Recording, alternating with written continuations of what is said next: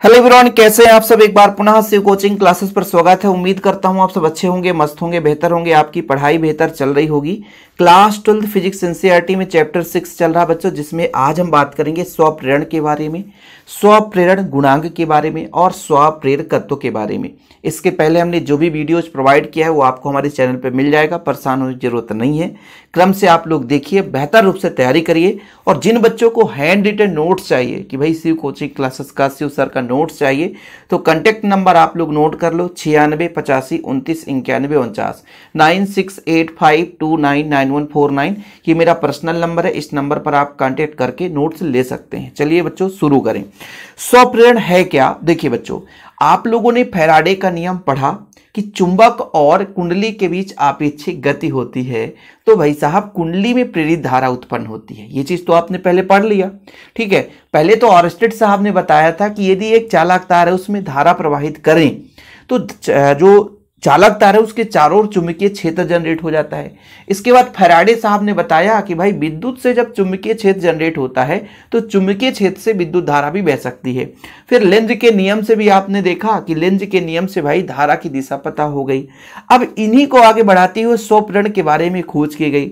स्वप्रेरण क्या घटना है कि यदि किसी भी कुंडली में धारा प्रवाहित करें और उसके चुंबकीय फ्लक्स के मान में यदि परिवर्तन हो तो उसमें एक और धारा उत्पन्न हो जाती है, जिसे हम प्रेरित धारा कहते हैं।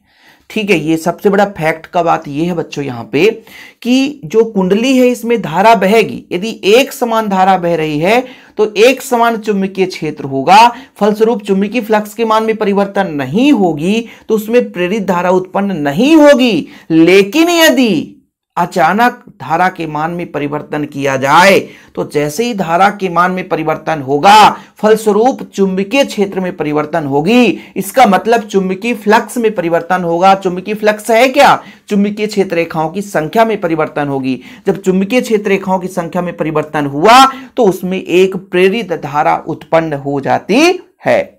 समझ में आया कुछ? कि जब किसी कुंडली के बहने वाली धारा में परिवर्तन किया जाता है तो उस कुंडली से चुंबकीय फ्लक्स में परिवर्तन होता है, फलस्वरूप उसी कुंडली में प्रेरित धारा उत्पन्न हो जाती है। इस परिघटना को हम स्वप्रेरण कहते हैं। और स्वप्रेरण क्यों कहा गया?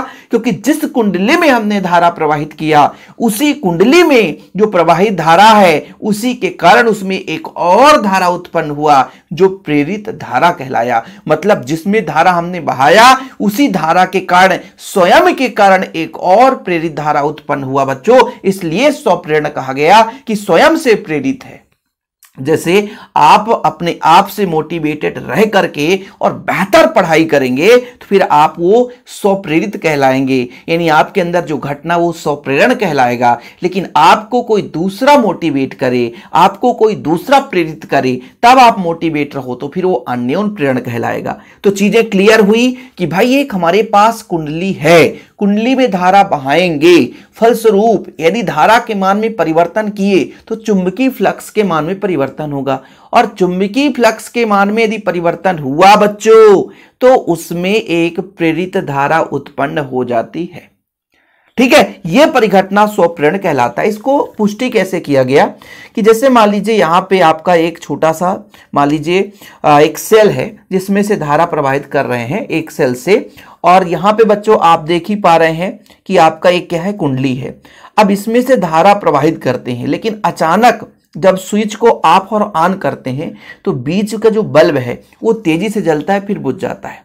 फिर से समझिएगा कि मैं ये कह रहा हूं कि मान लीजिए यहां से धारा प्रवाहित करेंगे, कुंडली में से भी धारा बह रहा है और बल्ब में से भी धारा बह रहा है। बल्ब धीरे धीरे जल रहा है, लेकिन अचानक जैसे कुंजी को हम बंद करते हैं तो अचानक धारा के मान में परिवर्तन होता है। फलस्वरूप बच्चों जो आपका ये छोटा सा बल्ब है ये तेजी से जलता और बुझ जाता है। इससे पता चला कि भाई धारा तो हर समय बह रहा था, लेकिन जैसे ही धारा के मान में परिवर्तन हुआ तो इसमें एक और धारा उत्पन्न हुआ होगा, जिसके कारण से बल्ब तेजी से जला और फिर बुझ गया। यही कारण होता है कि कभी कभी स्विच को ऑफ करते समय, स्विच को बंद करते समय जलता हुआ बल्ब फ्यूज हो जाता है, क्योंकि अचानक उसमें धारा के मान में वृद्धि हो जाती है। फलस्वरूप बल्ब क्या हो जाता है बच्चों?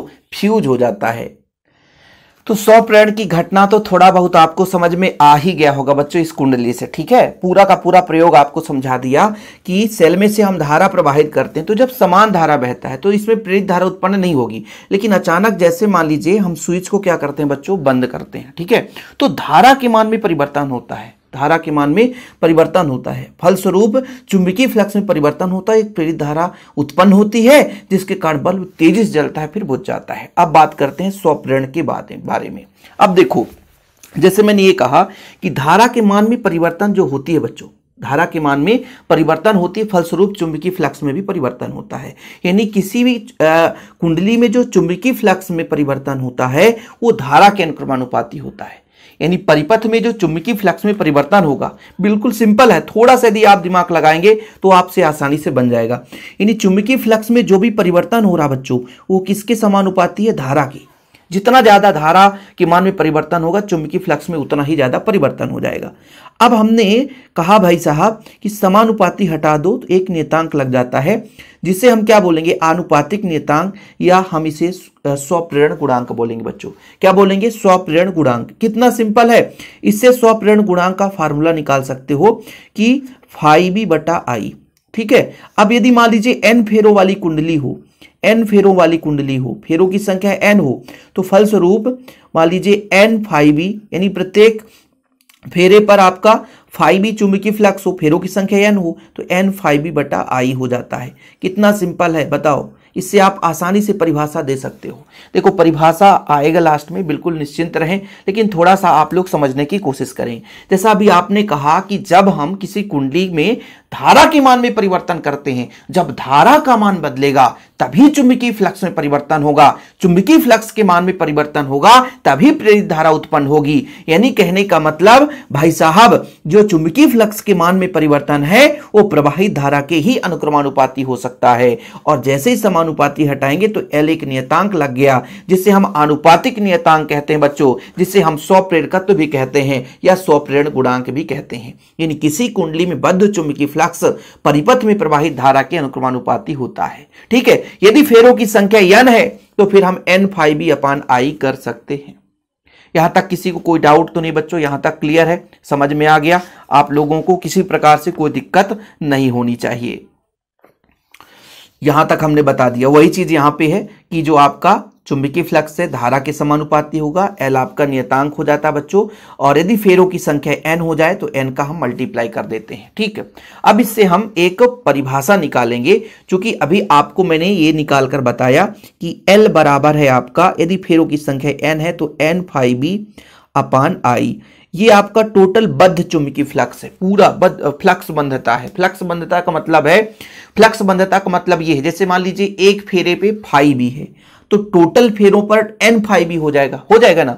तो इनकी जो टोटल, यानी प्रत्येक फेरे में कुल जितना चुंबकीय फ्लक्स होगा उनकी संख्याओं का योग ही फ्लक्स बंधता कहलाएगा। जितना भी फ्लक्स है, चुंबकीय फ्लक्स है, उनका योग, ये चीज है बच्चों। अब मैं ये कह रहा हूं कि यदि कुंडली में धारा का मान इकाई हो, मतलब एकांक धारा प्रवाहित हो रही हो, इकाई धारा प्रवाहित हो रही हो, ठीक है, तब बच्चों जो L का मान हो जाएगा n φb के बराबर हो जाएगा। कुछ समझ में आया?